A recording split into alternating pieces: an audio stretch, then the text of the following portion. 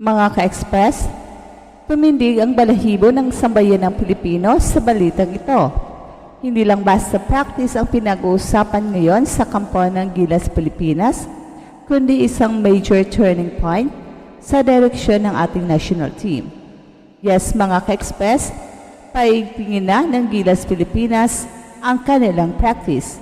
At higit pa yan, tila dumating na ang oras para kay Coach Tim Cone napakawalan ang kanyang mga tinaguriang bata. Pero teka, sino-sino ba talaga ang mga bata na ito? At bakit ngayon ang tamang panahon para ilabas sila? Tara, umupo ka muna dyan dahil ang kwento natin ngayon ay hindi lang basta tungkol sa basketball. Ito ay kwento ng pagtitiwala, paghuhubog at paghahanda para sa mas malaking laban. Hindi lang para sa team, kundi para sa buong bayan. Pero bago tayo sumisid sa kabuuang kwento, huwag kalimutang i-like ang video na ito, i-subscribe ang Express Info, at i-hit ang notification bell para wala kang ma-miss na updates. At dito lang sa Express Info kung saan bawat kwento ginulat ang mundo.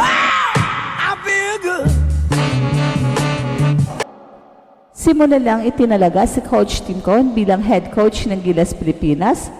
Unti-unti na natin nakikita ang direksyon ang gusto niyang tahakin para sa national team. Hindi siya basta-basta naglalagay ng pangalan sa lineup. Pinipili niya ang mga manularong hindi lang magagaling, kundi handang magsakripisyo, matuto at ipaglaban ang bandera ng Pilipinas. At ngayon, mukhang handa na siyang ipasa ang sulo sa mga susunod na henerasyon, sa mga batang atleta na may gutom, puso at talento. Unang-una sa listahan, siyempre, si Kai Sotto.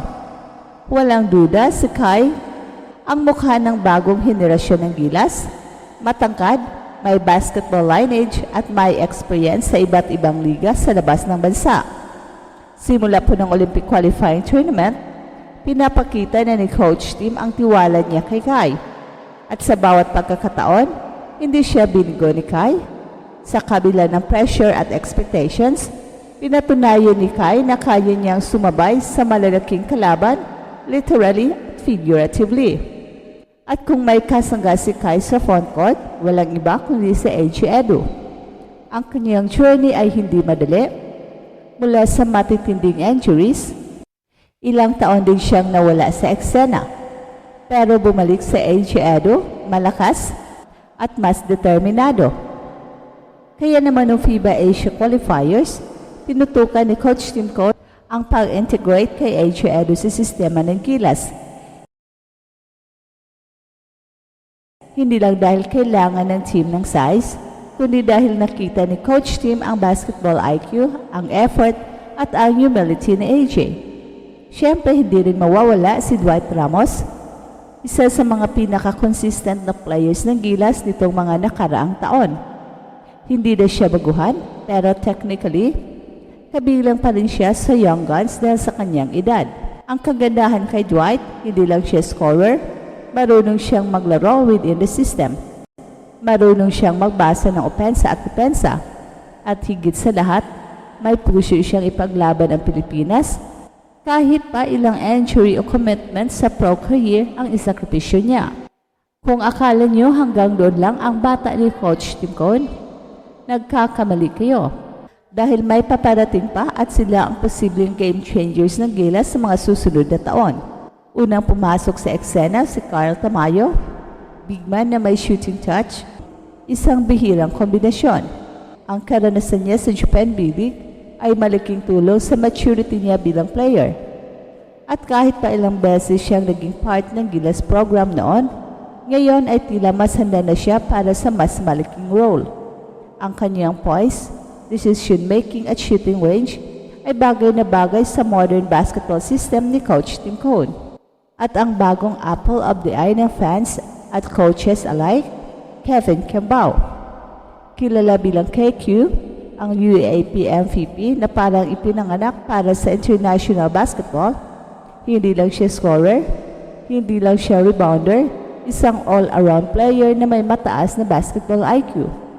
At ayon sa mga reports mula sa Gilas practice, Ilang beses na raw siyang na-highlight dahil sa kanyang leadership at versatility.